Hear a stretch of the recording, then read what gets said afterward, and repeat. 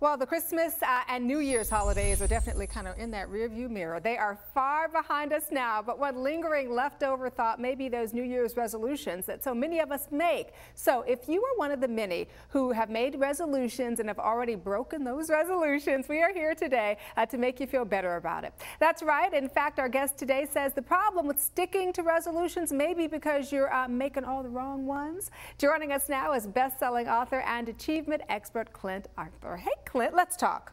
Let's talk about it because, you know, 80% of all the New Year's resolutions have already been broken. 80%?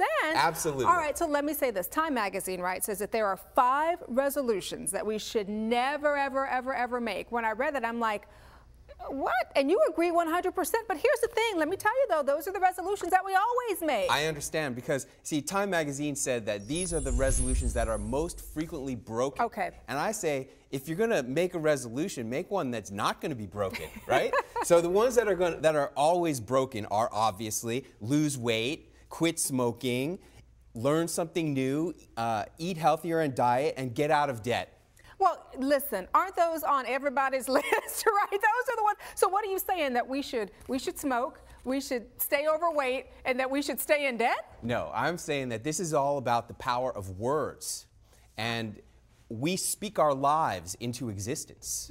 And if we say the right things, then we're going to make it happen in our lives. But if we say the wrong things, then it's not going to happen. So instead of saying something like lose weight, I recommend that you make a more empowering resolution, which would be to achieve a bikini body so that I can strut my stuff in an exotic tropical vacation location like the beautiful pools at Las Brisas Resort in Acapulco. So you put 5 resolutions in one. Going to Las Brisas, Acapulco, getting in bikini shape, and leaving the country. Well, look, I've been to Acapulco and Las Brisas. It is gorgeous there. Sure. And I know that if I'm going to have to be in a bathing suit in Acapulco in October, that's going to keep me in the gym in January, February, March, April, May. See? I got it. All right, Okay. I get it. All right, so now let's say we want to reach those goals. These are the goals we've set. We want to reach these goals because we're not going to call them resolutions, right? We're going to call them what? Inspiration, goals? You can call it a resolution if okay. you want to. It's just about phrasing your resolutions in a way that's going to help you to make it happen instead of being negative. Like, for example, quit smoking. That doesn't help you. I used to smoke. I understand what that's all about.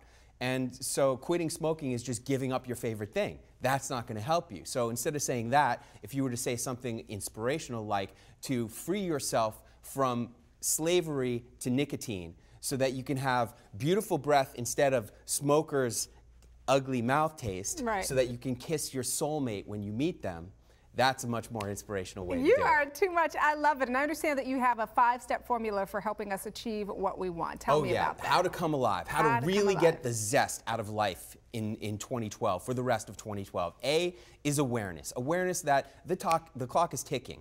And you have to make use of every moment. And once you become aware of that ticking clock and really focus on it, it helps you to solve the problem of wasting your time.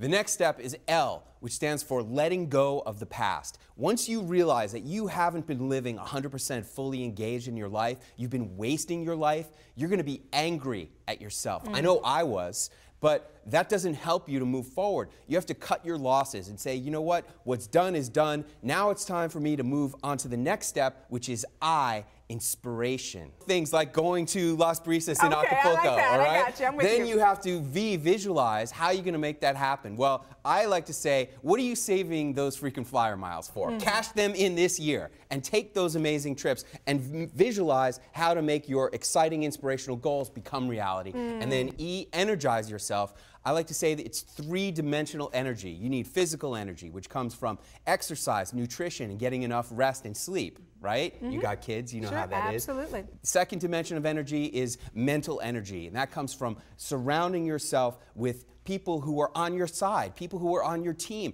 They can say, hey, you can do it. They're not going to say, you're a dreamer, you're never going to make it happen. They're going to say, yeah, go for it, let's do it. And then the third type of energy is spiritual energy, and that comes from listening to great speakers and great speeches like Martin Luther King's I Have a Dream speech, and also reading every day inspirational quotes. Like my favorite quote from General George S. Patton, the man who saved the free world in World War II. He said, accept the challenges so that we can feel the exhilaration of victory. Love it. Isn't that awesome? Yeah, because you can only feel the exhilaration if you've accomplished something that was tough. Yeah, absolutely. Well, I tell you what, you've made it easier for us this morning to help keep our resolutions. So, Clint, it was great to see you. Thanks so much for stopping by. Thanks for having me. Absolutely.